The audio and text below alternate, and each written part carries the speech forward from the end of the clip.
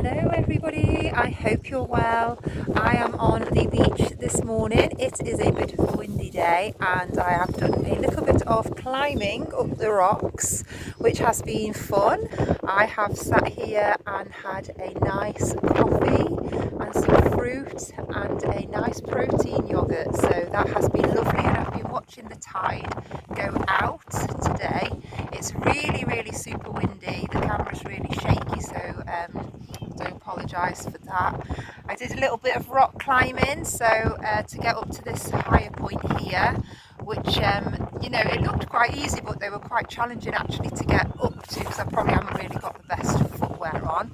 But even so, it was nice to get into this position here. Let's go.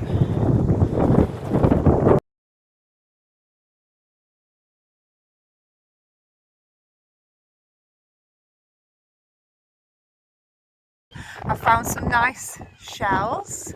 So this beach has got quite a lot of the shells on, whereas the one I was on yesterday was a lot more pebbly. This one's quite a sandy beach. The smell of this beach is so salty now that the tide has gone out. It's almost like there's like a layer of salt along the sand and it's all on the wind. It's absolutely lovely to smell that really beachy smell, and the birds are really active today. So I've been sitting on the sand and little birds have been coming up to me. They probably are looking for food.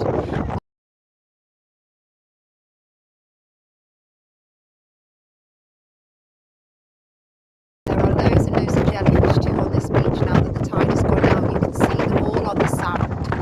So hopefully later on when the tide comes in, you know, they'll be able to go back safely to sea. But I'm just minding where I'm walking, obviously. I usually like to spin some poi whenever I come down to the beach. It's probably my favourite place to spin poi.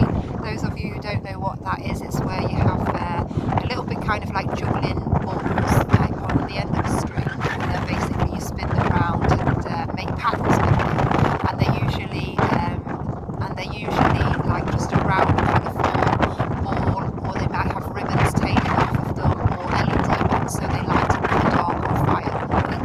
And I've never spun a fire koi, but I do spin your normal koi and LED koi, and I love to do it in the sea. But today, one, the sea is all the way out there, and two, it is way too windy, so we are not doing any spinning in this.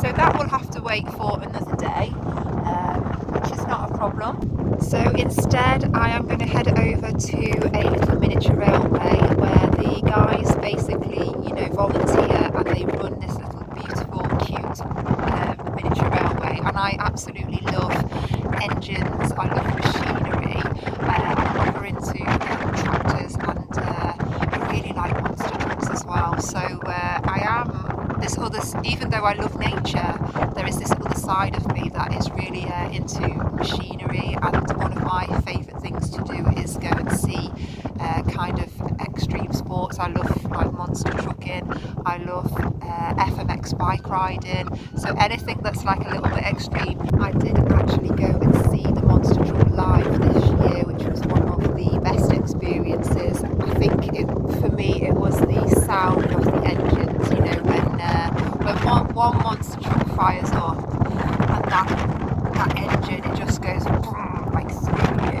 like rattles the whole of your body. But then when 6 started, oh wow, it was just incredible. So it was a wonderful experience. So these men and women come from all over the world and they drive these massive machines, and I just think it's really awesome. I love the clothes and everything. I've always kind of been into it really, and I love tractors and heritage and going to vintage shows and seeing, you know, the tractors there too.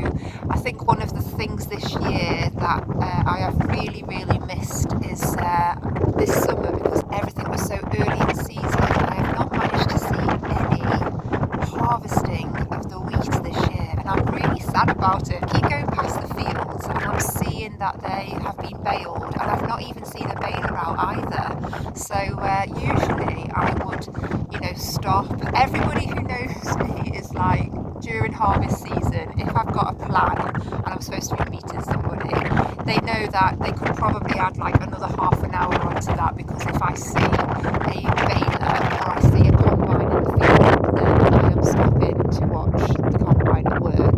I just literally have to do an emergency stop, pull up, and I'm at the side of the farmer's field watching it go on, because I really love it. And one of my dreams would actually be a passenger, to even have a go at combining. I think it would just be so awesome. Yeah, I think I mentioned in one of my vlogs before that, I was able to have the privilege of one of the farmers was making me a hay bale, because I was watching them at work, and they made me a bale for me to have my picnic on. So there was a combine in one field, a baler in the other field, and it was the most amazing experience to sit and watch two farmers baling and I loved that. And then last year I had a really awesome experience, which was there were some guys potato harvesting in a field, and I just kind of pulled up and I asked if it was okay to have a look at the trailers while they were like unhitching, and just go and have a look, because I've never seen a potato harvester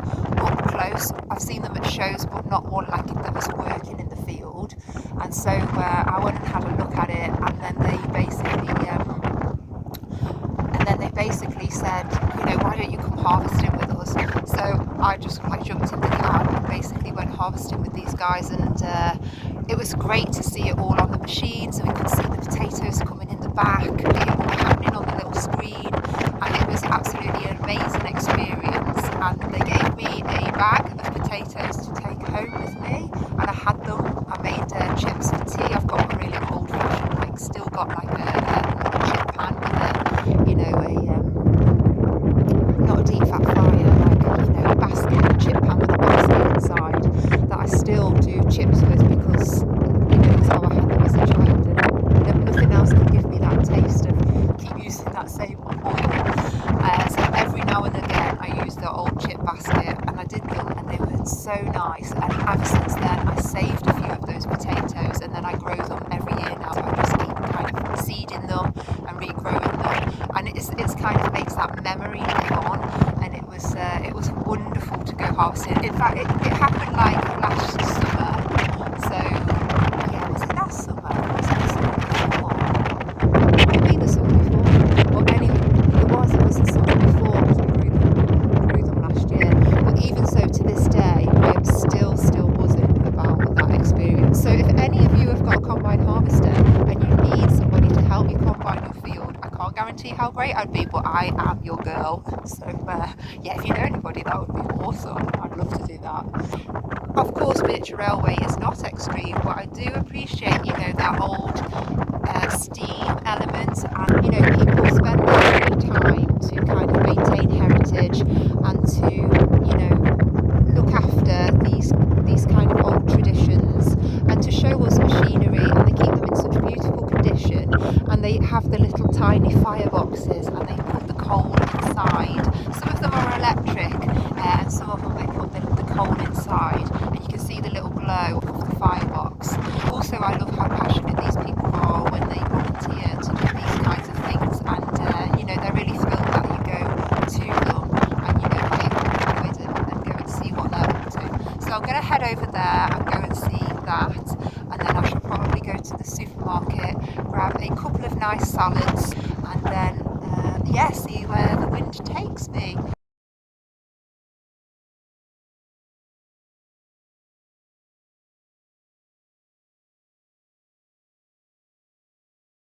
Anyway, I'm on the beach and I've ended up talking about tractors. This is how it goes. Anyway, I hope you're all having a lovely day. I'm going to leave you now while I go and have an explore, but sending you my warmest of wishes, and I shall see you all again soon. Bye. I'm going to try and get down from these rocks now, without losing my hat, two, without breaking my neck. Let's see if I can do it.